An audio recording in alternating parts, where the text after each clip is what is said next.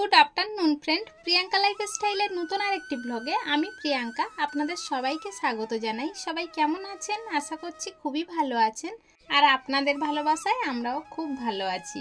প্রতিদিন তো good morning বলে ব্লগটা শুরু করি, আর আজকের গুড আফটারনুন বলে ব্লগটা শুরু করছি। এখন বিকাল 5:30 মতো বাজে। এখন যাচ্ছি একটু বাজারে, তাই ভাবলাম আপনাদেরকেও সঙ্গে নিই। তবে আপনারা পুরো ব্লগটা প্লিজ স্কিপ না করে দেখবেন, আশা করছি খুবই ভালো লাগবে। গাড়িতে উঠে যাওয়ার সময় মায়ের মন্দির দর্শন করলাম, তাও ভাবলাম যে আপনাদেরকেও দেখিয়ে নিই। যেহেতু আমি দেখছি আর আপনাদেরকে দেখাবো না, সেটা কেমন করে হয় বলুন। এই মায়ের মন্দিরটা অনেক পুরানো, আর এই মন্দিরের থেকে আরও একটা মন্দির আছে যেটাতে আমি রথ দেখতে গিয়েছিলাম, আপনাদেরকেও দেখিয়েছিলাম। ওই মন্দিরটা আরও সব থেকে পুরানো। আপনাদের সঙ্গে গল্প করতে করতে চলে এসেছি ব্যাগের দোকানে। নিশ্চয়ই দেখে বুঝতে পেরেছেন যে কি কিনবো। হ্যাঁ, ঠিকই ধরেছেন, আমি একটা ট্রলি কিনতে এসেছি। অনেক দিন ধরে চেষ্টা করছি একটা ট্রলি কেনার, কিন্তু সে টাকায় আর পেরে উঠছিলাম না। তবে একবার এসে আমি দাম শুনে গিয়েছিলাম, বলেছিল ওই 3.5-এর মধ্যে পড়তে পারে।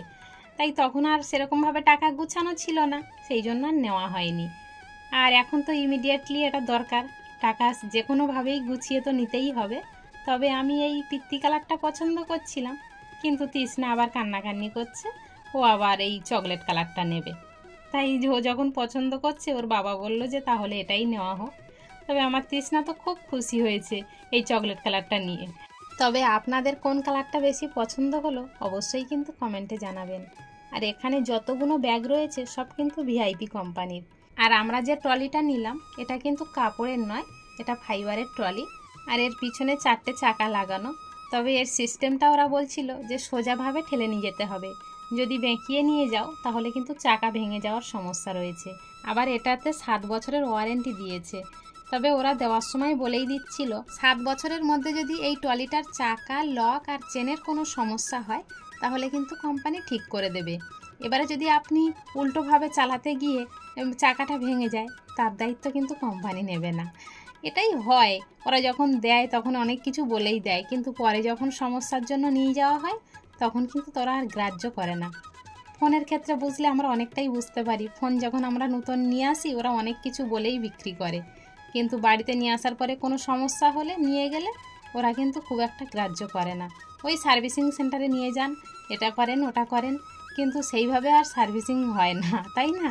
কত দৌড়ঝাঁপ করতে হয়। তবে যাই হোক, এদিকে আমার তৃষ্ণাকে দেখেন, সেই ট্রলিটা ঠেলে ঠেলে আনছে।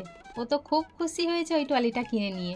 এই কালারটা আমাদের খুব একটা পছন্দ ছিল না, আমাদের দুজনার ওই কালারটা পছন্দ হয়েছিল, তবে ওর জন্যই এটা নেওয়া হলো। তবে আপনাদের কেমন লাগলো অবশ্যই কমেন্টে জানাবেন। আর এই একটা ট্রলির মধ্যে কিন্তু আরও 2টো ট্রলি ঢোকানো থাকে, মানে সেটে 3টে করে থাকে। আমি তাই ওই কাকুকে জিজ্ঞাসা করছিলাম, কাকু এর ভিতরে আরও 2টো ট্রলি কেন?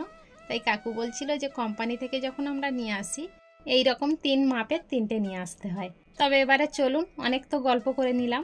তবে এটা বিল করতে হবে, বিলটা এই দোকানে হবে না, এদের এই ছোট্ট দোকান এইটা, এখানেই হয় বিল। ওই দোকানটাতে তো দেখলেন প্রচুর ট্রলি ব্যাগ, বেশিরভাগ ট্রলি দেখলাম আমি। বড় বড় ট্রলিগুলো তো এই দোকানটাতে রাখতে পারে না, এই দোকানটা যেহেতু ছোট সেই জন্য এখানে রাখতে পারে না। তাই যে কোনো কাস্টমার এলে ট্রলি বা বড় ব্যাগ নেওয়ার জন্য ওই দোকানেই নিয়ে চলে যায়। এবারে ও দোকান থেকে চয়েস হলে তখন এখানে নিয়ে এসে বিলটা এখান থেকেই করে দেয়। আর আমাদের যে ওয়ারেন্টি কার্ডটা দেবে সেখানে দেখলাম ওদের দোকানের স্টাম্পটা মেরে দিয়েছে, সেখানে ওদের দোকানের নামটা লেখা আছে। দেখি এবারে বিলটা কত করে।